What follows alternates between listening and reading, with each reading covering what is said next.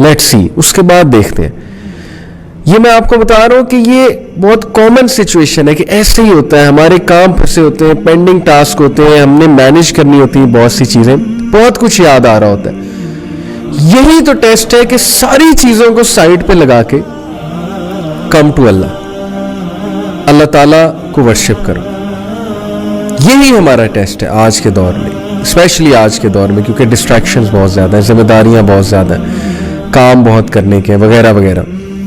الحمدللہ آرام سے میں نے وضو کیا, عصر کی نماز جماعت سے پڑھی. میرے سر پہ جو ٹینشن سوار تھی, اتنے کام سوار تھے, اور جو ایک وہ اسٹریس کاز کر رہی تھی چیزیں مجھے, تھوڑا سا بندہ پینک ہونے کی سائڈ پہ بھی چلا جاتا ہے. یقین کیجئے at the end of the نماز all the stress was gone.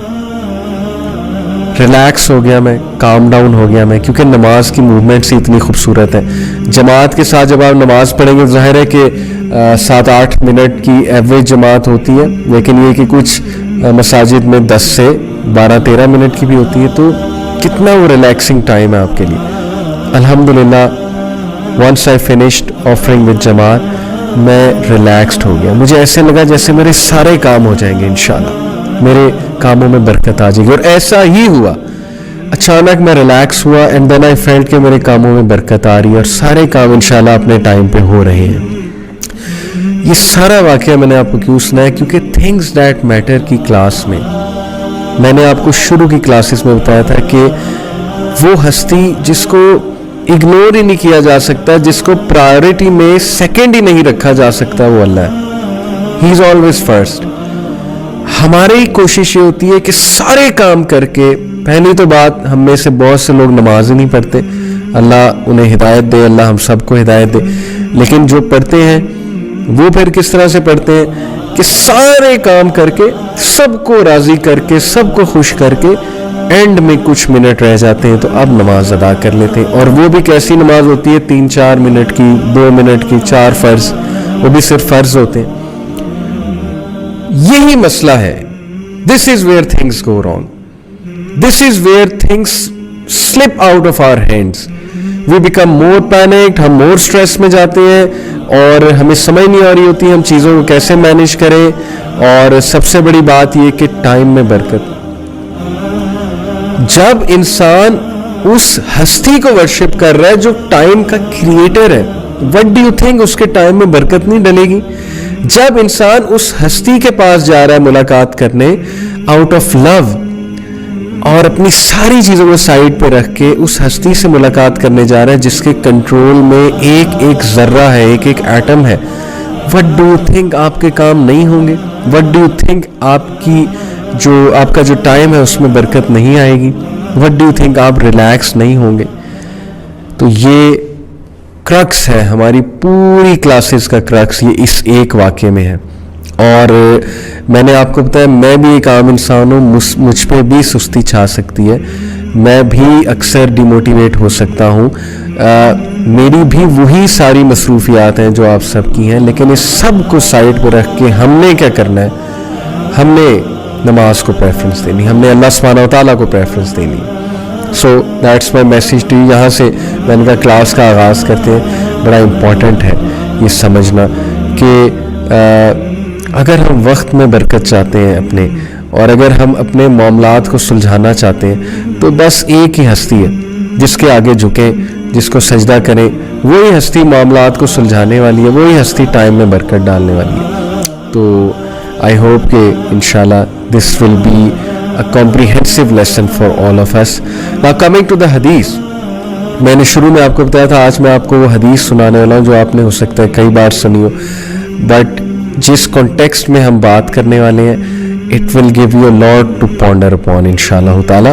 So the hadith is in Shu'ab al-Iman, it is also in Bahiki, and it is declared Sahih according to Allama al-Albani.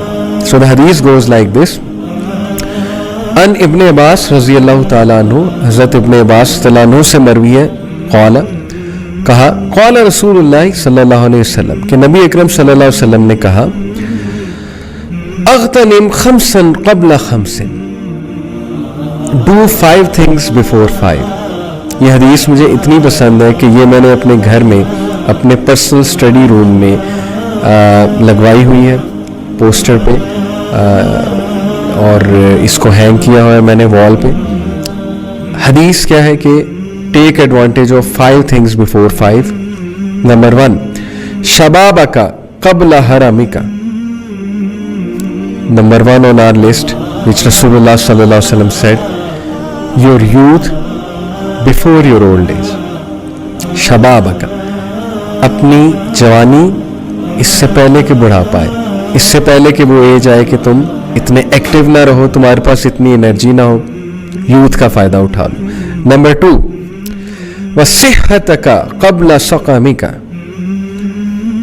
اپنی صحت کا اس سے پہلے کہ بیماری آئے. Your health before your illness.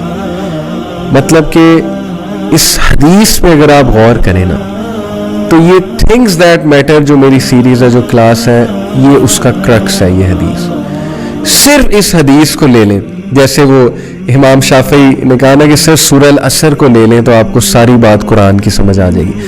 آپ صرف اس حدیث کو لے لیں، آپ کو تھنگز دیٹ میٹر جو میں نے سیریز بنائی اسی لیے بنائی کہ آج کے مٹیریلسٹک دور میں ہم اپنی سوچ کو تبدیل کریں، ہم وہ لوگ بنیں جو آج کے دور میں انشاءاللہ روحانیت کو ریوائیو کریں گے اور انسانوں کی بہتری کے لیے ریوائیو کریں گے. کہ روحانیت ہماری نیڈ ہے، اور ہم جو سفر کر رہے ہیں the suffering soul of the scientific age, یہ باقاعدہ ایک ایسے بھی ہے. تو اس کٹھن دور میں ہم لوگوں کو سلوشنز دیں انشاءاللہ. تو یہ دس از دا حدیث، this is the crux of everything I said. نبی اکرم صلی اللہ علیہ وسلم نے فرمایا 5 چیزوں کا ایڈوانٹیج لے لو. 5 سے پہلے نمبر 1 یوتھ کا بفور یور اولڈ ایج. نمبر 2 اپنی صحت کا، اپنی ہیلتھ کا before disease comes to you, اس سے پہلے تمہیں النس آئے. نمبر 3 وغنا کا قبل فقر کا، یور رچنس بفور یور پاورٹی.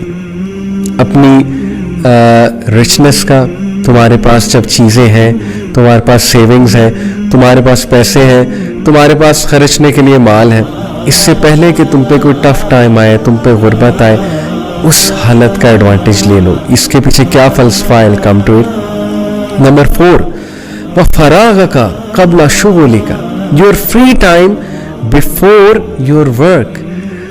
اس سے پہلے کہ بہت سی ذمہ داریاں ہیں، اس سے پہلے کہ تم بہت بزی ہو جاؤ، اس سے پہلے کہ تم کھپ جاؤ زندگی کی دوڑ میں، پیسے کمانے کی دوڑ میں، فری ٹائم کا فائدہ اٹھا لو. وہ ٹائم جس میں تمہارے پاس کوئی اور ایکٹیویٹی کرنے کے لیے نہیں ہے، اس کا فائدہ اٹھائیں. نمبر 5 وحیاتک قبل موتک. اوور آل یہ ایک بات ہے کہ your life before your death. اپنی زندگی کا فائدہ اٹھا لو اس سے پہلے کہ موت آ جائے اور پھر ریگریٹس ہوں، اور پھر انسان ہاتھ ملتا رہ جائے. جیسے قرآن